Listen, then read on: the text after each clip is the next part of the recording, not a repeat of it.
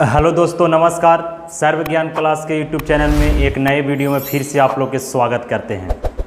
आज हम लोग बिहार बोर्ड के क्लास 10 के उर्दू के बच्चे के लिए जो हिंदी का पार्ट है वो दूसरा चैप्टर ईदगाह, उसी के बारे में आज हम लोग पढ़ने वाले हैं। ईदगाह चैप्टर का ईदगाह कहानी जो है वो लिखे हैं मुंशी प्रेमचंद साहब। ईदगाह में आप लोग देखेंगे कि एक हामिद लड़का है और उसकी बूढ़ी दादी है जिनका नाम है अमीना। उसमें बहुत से गरीबी की स्थिति से गुजरता है इस कहानी में, और उस कहानी को आपने पढ़ा होगा। तो हम कहानी आज यहाँ बताने वाले नहीं हैं, केवल उस बुक का जो आपका आंसर है क्वेश्चन का उसी के बारे में बताएंगे। तो चलिए थोड़ा बहुत सबसे पहले ईदगाह कहानी के जो लेखक है उस लेखक का परिचय जानते हैं। तो चलिए आइए वीडियो को शुरू करते हैं।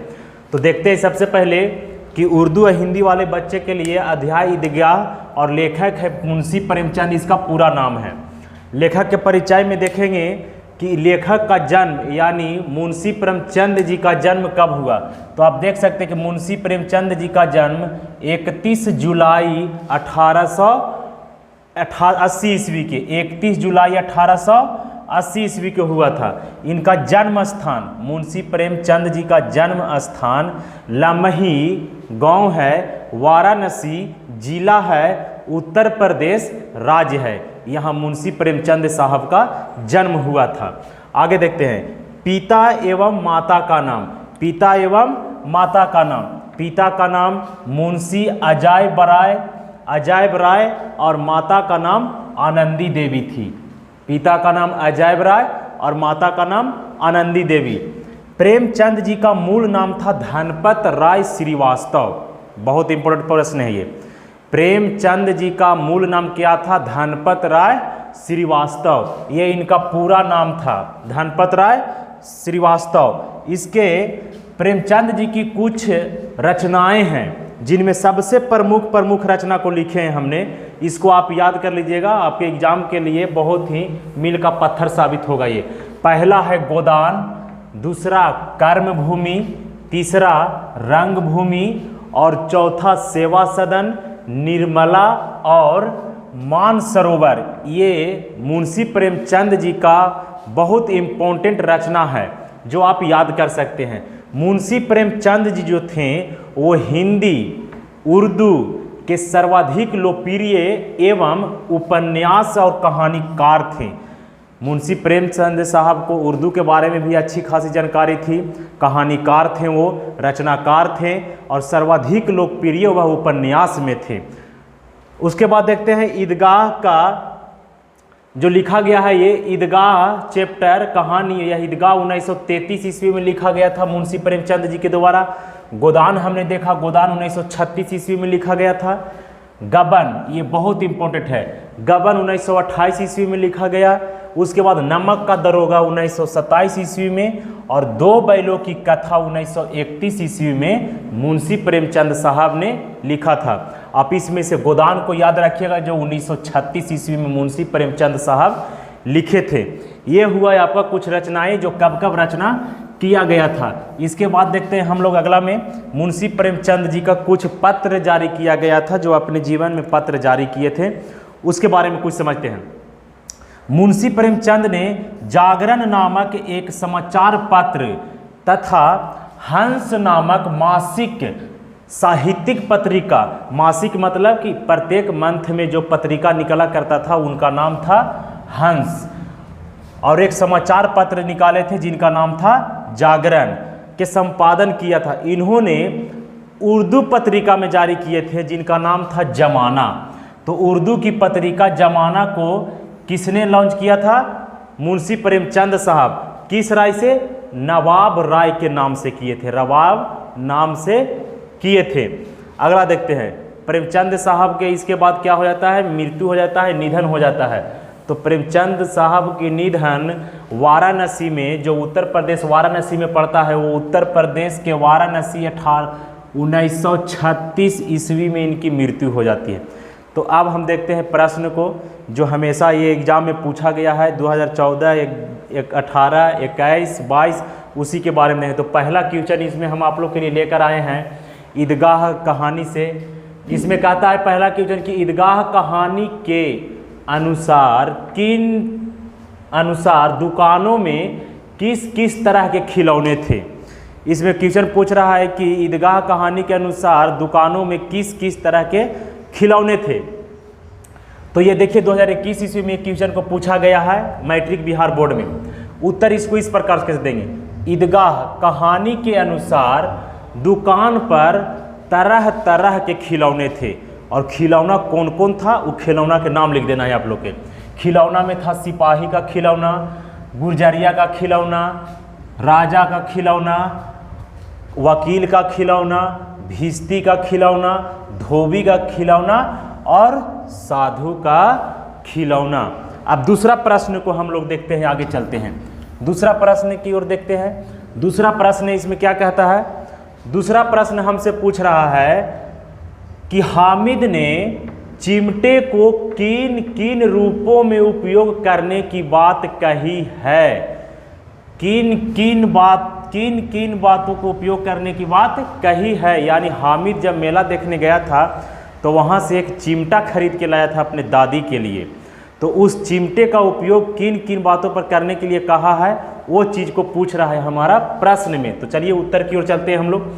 उत्तर में लिखेंगे कि हामिद ने चिमटे को विभिन्न रूपों में उपयोग करने की बात कही है। हामिद चिमटे को विभिन्न रूपों में उपयोग करने की बात कही है। हामिद कहता है, कौन कहता है, हामिद क्या कहता है, हामिद कहता है कि चिमटे अगर कंधा पर रख लो तो बंदूक बन जाएगी। चिमटे अगर कंधा पर रख लो तो क्या बन जाएगी, बंदूक बन जाएगी। और हाथ में लिया तो फकीरों का चिमटा हो जाएगा। अगर हाथ में लिया तो फकीरों का चिमटा हो जाएगा और कंधे पर रख लिए तो वो बंदूक हो जाएगा। वह चाहे तो इसे मंजीरों का काम ले सकता है। और उसका कहना है कि मेरा चिमटा, किसका कहना है, हामिद का, उसका मतलब हामिद का कहना है कि मेरा चिमटा बहादुर शेर है। एक चिमटा जमा दूं तो तुम सब के खिलौने की जान निकल जाएगी। जब ये चिमटा खरीदा था तो दोस्तों ने इसका बहुत मजाक उड़ाया था हामिद का। तो इसीलिए यहाँ पर ये बोल रहा है कि एक चिमटा दबा दूं तो तुम सबकी खिलौने की जान निकल जाएगी। और इस क्वेश्चन में जान भी है, इसलिए 2021 ईस्वी में पूछा गया है। ये 2021 ईस्वी में ये फिर भी छपेगा। ये बार बार क्वेश्चन को पूछा जा रहा है 2021 में, 2019 में, 2018 ईस्वी में, सभी ईयर में ये क्वेश्चन को पूछा गया। आप लोग भी इस क्वेश्चन का आंसर सही ले लीजिएगा। तीसरा प्रश्न देखते हैं। तीसरा प्रश्न कहता है इसमें कि हामिद मिठाई या खिलौने के बदले चिमटे का चयन करता है, क्यों। हामिद जो था वो जब मेला घूमने के लिए गया तो उस मेले में मिठाई के जगह वो चिमटा को चयन किया, ऐसा क्यों। तो क्यों का आंसर हम लोग इस उत्तर में देते हैं इस तरह से। कहता है कि हामिद 4-5 वर्ष का नन्हा सा बालक है। कितना वर्ष का है ये, 4-5 वर्ष का। लेकिन अभावग्रस्त जीवन उसे परिपक्व बना दिया। अभाव यानी गरीबी की स्थिति मार ने उसे परिपक्व बना दिया था। वह समझता था कि मिठाई या खिलौने से थोड़ी देर के लिए खुशी मिलेगी। हामिद समझता था कि अगर मिठाई खरीदेंगे या खिलौने खरीदेंगे तो हमें कुछ देरी के लिए मात्र खुशी मिलेगी। तभी उसे ख्याल आता है, किसको, हामिद को। तभी हामिद को यह ख्याल आता है कि उसके दादी के पास चिमटा नहीं है, जिस कारण अक्सर उसके मतलब हामिद की दादी उसके हाथ रोटी सेकते समय जल जाते हैं। तभी हामिद को यह ख्याल आता है कि घर में एक चिमटा नहीं है, क्योंकि चिमटे से जब रोटी को निकाला जाता था तो क्या होता है कि हाथ उनका जल जाता था चिमटा ना होने के कारण। तो इसी में कहा गया है कि हाथ रोटी सेकते समय जल जाते थे, इसीलिए हामिद अन्य बच्चों की तरह मिठाइयाँ ना खरीद के खिलौना न खरीद के वह चिमटे का चयन करता है। शॉर्ट में लिख देंगे कि वह चिमटे का चयन इसलिए करता है क्योंकि हामिद का जो दादी थी अमीना, वह रोटी जब पकाती थी तो हाथों से उनकी रोटियां पकते समय जल जाता था। यही कारण था कि वो चिमटे का चयन करता है मेला में। और ये क्वेश्चन बिहार बोर्ड में इतना बार पूछा है कि आप बोर्ड पर देख सकते हैं। 2014 में पूछा, 15 में पूछा, 16 में, 17 में, 18 में, 20 में, 22 में, 23 में पूछेगा। लिख लीजिएगा आप, 23 में भी प्रश्न को पूछेगा क्यों चयन करता है ये। आगे देखते हैं हम लोग चौथा प्रश्न की ओर चलते हैं।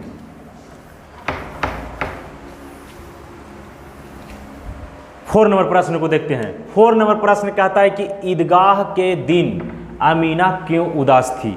अमीना कौन है? हामिद की दादी है। क्यों उदास थी ये हमसे से प्रश्न पूछ रहा है। उत्तर इस प्रकार से देंगे, अमीना एक गरीब महिला है। अमीना एक गरीब महिला है और हामिद की दादी है। 1 वर्ष पहले उसके बेटा और बहू दोनों चल बसे थे। चल बसे थे के मतलब कि दोनों की मृत्यु हो गए थे। किसकी? अमीना की बेटा और बहू दोनों की मृत्यु। कह सकते हैं कि हामिद की अम्मी और हामिद की अब्बू दोनों की 1 वर्ष पहले निधन हो गया था। उसका सहारा उसका पोता हामिद था। अमीना की सहारा इसकी पोता इसका हामिद था। साल भर का त्यौहार ईद के दिन उसके घर अनाज का एक भी दाना नहीं था। जब साल भर का त्यौहार ईद का समय आया उसके घर में एक भी खाने को दाना नहीं था। कहता इसमें एक भी दाना खाने को नहीं था। 3 कोस दूर ईदगाह मेले में जाने के लिए जूते नहीं थे। जूते नहीं थे मतलब किसके पास? हामिद के पास जूता नहीं था। ईदगाह का मतलब होता है जहां लोग नमाज अदा करते हैं, उसको ईदगाह बोलते हैं। जूते नहीं थे। इस बदहाली के कारण अमीना ईद के दिन उदास थी। इसको शॉर्ट में आंसर इस प्रकार से देंगे कि अमीना जो थी एक गरीब महिला थी और 1 वर्ष पहले इनकी बहू और इनके बेटा दोनों डेट कर गए। उसका सहारा देने वाला कोई नहीं था, केवल एक लड़का था जिसका उनका पोता जिनका नाम था वो हामिद। और ईदगाह मेले देखने जाने के लिए हामिद के पास कोई जूता नहीं था और अमीना के पास खाने के लिए कोई अनाज नहीं था, इसलिए वो अपने जीवन में उदास थी। आगे देखते हैं हम लोग 5वां प्रश्न की ओर चलेंगे। 5वां प्रश्न की ओर चलेंगे। 5वां प्रश्न इस प्रकार से पूछा है कि चिमटा देखकर अमीना के मन में कैसा भाव जगा। क्वेश्चन पूछ रहा है कि जब ईदगाह मेला घूमने के लिए हामिद गया था तो वहाँ मिठाई और खिलौने न खरीद के चिमटा का चयन किया। ये क्वेश्चन पहले हम लोग पढ़ें, लेकिन वो चिमटा को देखकर जब घर लाया तो कैसा उसका भाव पैदा हुआ, कैसा उसका एक्सपीरियंस पैदा हुआ कि क्या वो सोची, उसी तरह से क्वेश्चन पूछ रहा है। तो देखते हैं इसमें उत्तर इस प्रकार से देंगे, हामिद के हाथ में चिमटा देखकर अमीना कौन है फिर से याद करना, ऑब्जेक्टिव में देगा। अमीना हामिद की दादी है। चौंक उठी, मतलब जब हामिद के हाथ में उसको चिमटा देखा तो वह चौंक उठी अचानक से। कहता है उसकी समझ में नहीं आया कि इतने बड़े मेले में इसे और कोई चीज़ नहीं मिली जो लोहे का एक चिमटा उठा लाया है। ऐसा कौन कहा? हामिद की दादी ने कहा, अमीना ने, कि उसकी समझ में नहीं आया कि इतने बड़े मेले में उसे मिठाई और खिलौना न मिला जो लोहे का एक चिमटा उठा लाया है। अमीना क्रोधित हो जाती है, गुस्सा हो जाती है और यह इतना नासमझ लड़का है। लेकिन हामिद जब कहता है कि तुम्हारी उंगलियां तवे से जल जाती थी इसलिए चिमटा खरीदा, सुनते ही अमीना का क्रोध तुरंत स्नेह या प्यार में बदल जाता है और अमीना की आंखें भर जाती है।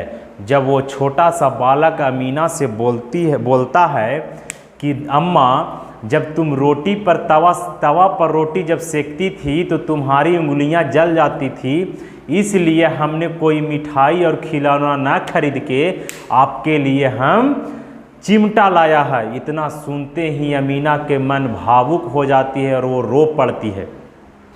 ये आपका करेक्ट आंसर हो गया। अब देखते हैं 6 नंबर क्वेश्चन। 6 नंबर क्वेश्चन इस प्रकार से है कि मेले जाने से पहले हामिद दादी से क्या कहता है। मेला जाने से पहले हामिद अपने अमीना या दादी से क्या कहता है, ये क्वेश्चन पूछ रहा है। उत्तर इस प्रकार से देंगे, मेले जाने से पहले अमीना डर रही थी। मेले जाने से पहले अमीना डर रही थी कि नन्ही सी जान 3 कोस चलेगा कैसे। नन्ही सी जान 3 कोस चलेगा कैसे। कहीं खो जाए तो क्या होगा। कहीं खो जाए तो क्या होगा। कौन कह रही है, अमीना। किसके बारे में सोच रही है, हामिद के बारे में। इसलिए हामिद अपने दादी को, अमीना को संतावना देता है। हामिद अपने दादी यानी अमीना को यह संतावना देता है और कहता है, कौन कहता है, हामिद कहता है। किससे, अमीना से, कि तुम डरना नहीं अम्मा, तुम डरना नहीं अम्मा, मैं सबसे पहले आऊँगा और तुम बिल्कुल न डरना। ये इसका सही आंसर हुआ। आगे देखते हैं हम लोग 7वां प्रश्न। 7वां प्रश्न देखेंगे हम लोग। 7वां प्रश्न कहता है, छोटा सा है, हामिद कितने वर्ष का है और वह कहाँ सोता था। हामिद कितना वर्ष का लड़का है, कितना वर्ष का बालक है और वह कहाँ सोता था। शॉर्ट में एकदम जवाब इसका देंगे कि हामिद 4 या 5 वर्ष का नन्हा सा बालक है। वह अपनी बूढ़ी दादी अमीना के गोद में सोता है। ये आपका ईदगाह कहानी से पूरे प्रश्न को हमने उत्तर दे दिया। आप इसे नोट कर लीजिएगा। उसके बाद नीचे देखते हैं, थोड़ा नीचे में आप लोग के लिए कुछ खास लिखे हैं